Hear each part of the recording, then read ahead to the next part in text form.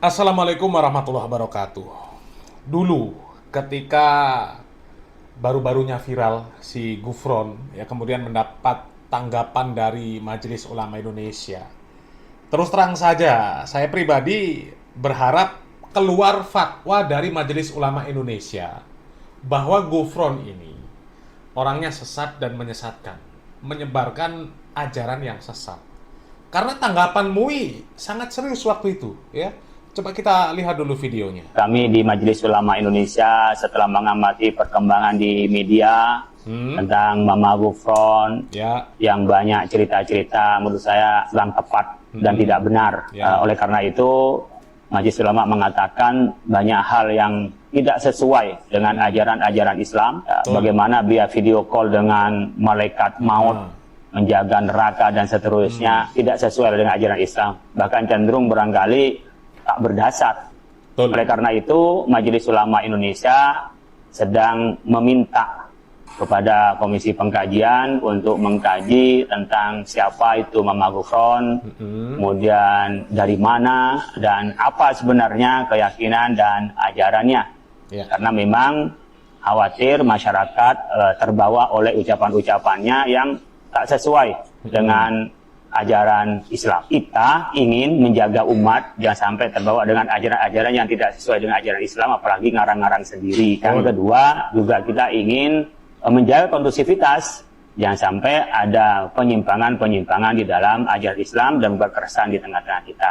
Insya Allah terus akan kita tangani dengan cara dibina, tentunya diluruskan pemahamannya. Juga kita akan gali sejauh mana tentang ajaran-ajarannya untuk kita selesaikan dengan cara dakwah maupun dengan cara ketetapan hukum yang akan kita sampaikan kepada masyarakat. Waktu baru pertama muncul video ini, ya saya berharap dengan harapan yang besar lah supaya Majelis Ulama Indonesia ini ya segera mengeluarkan fatwa sesat ya terhadap apa yang dilakukan oleh si Gufron yang ngaku bisa telepon malaikat, ngaku bisa ngobrol sama malaikat, bisa ngobrol sama bidadari, ngobrol sama semut, ngobrol sama cacing, ya itu kan sudah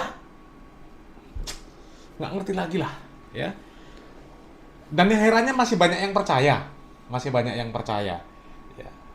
Tapi sepertinya harapan saya, ya, mungkin juga di luar sana ada juga yang berharap supaya Gufron ini ya difatwakan sesat dan menyesatkan. Tapi ternyata justru video terbaru yang beredar, Gufron ini malah mendapatkan penghargaan dari pemerintah.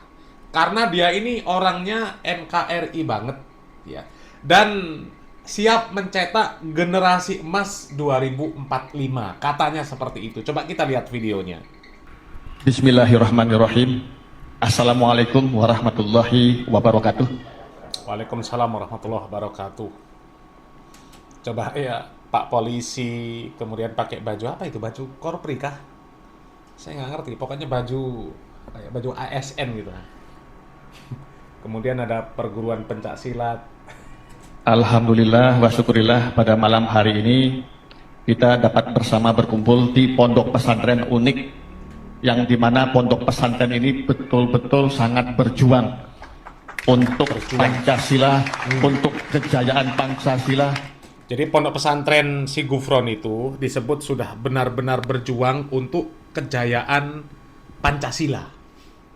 Untuk kejayaan Pancasila. Aduh. Sehingga bangsa kita, negara kita akan menjadi negara yang maju, akan menjadi negara yang sukses. Akan menjadi negara yang maju, negara yang sukses karena Gufron, karena pesantrennya Gufron. Menyiapkan generasi Indonesia Emas 2045. Astagfirullahaladzim. Ini mungkin generasi emas 2045. Itu nanti mereka bisa bahasa malaikat. Bisa bahasa malaikat, bisa bahasa jin, bisa bahasa bidadari, bisa bahasa cacing. Apalagi? Aduh, ya Allah. Seperti yang dicita-citakan oleh Bapak Presiden kita, Bapak Prabowo Subianto. Hebat nanti ya. Rakyat Indonesia nggak pakai lagi bahasa bumi. Pakainya bahasa langit, bahasa bidadari. Nggak lagi pakai bahasa yang namanya Indonesia. udah biasa. Bahasanya bahasa Suryani, wamakoli wamakoli. Sebagai bukti dan wujud kecintaan Kiai Haji Mamak Gufron terhadap bangsa dan negara ini, maka pada malam hari ini saya berkesempatan memberikan buku karya Presiden kita Bapak Prabowo Subianto, Strategi Transformasi Bangsa. Mudah-mudahan ini akan bermanfaat bagi seluruh generasi Indonesia dan khususnya seluruh para santriwati yang ada di Pondok Pesantren Unik. Saya akan serahkan langsung kepada Romo Kiai Haji Mamak Gufron. Romo Kiai Haji Mamak Gufron. Ya. Ini gimana? Orang berharap Gufron ini difatwakan sesat menyesatkan, tapi malah dapat penghargaan. Bahkan justru berharap generasi emas 2045 itu dilahirkan oleh Gufron, oleh pesantrennya Gufron. Ini gimana Kementerian Agama? Gimana Majelis Ulama Indonesia? Ya, kok bisa orang-orang seperti Gufron justru malah mendapatkan penghargaan?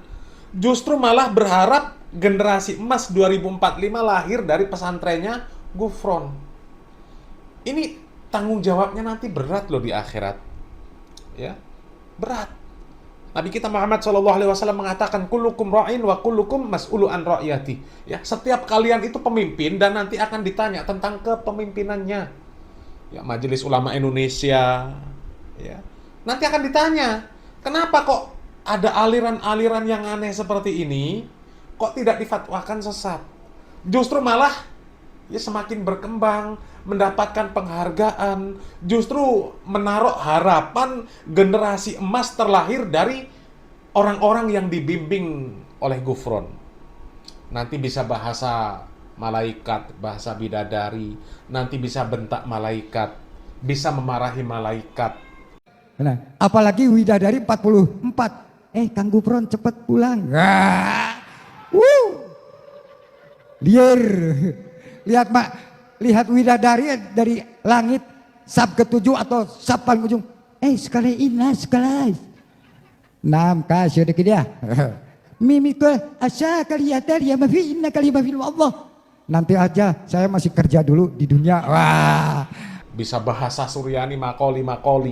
Dikasih hujan awas. Saya berjanjian loh dengan malaikat nukar nakir dan malaikat ahli hujan. Kalau hujan kau janji tak kejar sama saya, kata saya. Betul, sumpah demi Allah saya.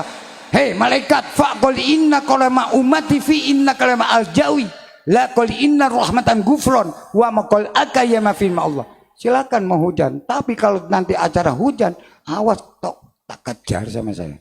Berat nanti tanggung jawabnya. Ya, Kementerian Agama nanti akan ditanya, kenapa kok yang seperti ini justru dibiarkan? Dan ini bahaya loh kalau sampai pondok-pondok pesantren yang ada di Indonesia ini kemudian berkiblat dengan Gufron, berkiblat dengan pesantrennya Gufron, karena mereka berharap mereka akan mendapatkan penghargaan seperti penghargaan yang diberikan kepada pesantrennya Gufron. Tapi ya kadang-kadang mau heran, tapi ya itulah mereka. Ya itulah mereka. Mereka ini kadang-kadang orang gila saja dianggap wali. Jadi ya orang seperti Gufron kemudian dianggap sebagai ulama, dianggap sebagai percontohan, mendapatkan penghargaan. Ya wajar saja. Ya orang gila saja dianggap wali. Padahal wali menurut Allah Subhanahu wa taala itu adalah orang yang beriman dan beramal soleh. Ala inna awliya Allah la khaufun alaihim wa lahum yahzanun alladzina amanu wa kanu yattaqun. Lah ini orang yang aneh, nyeleneh.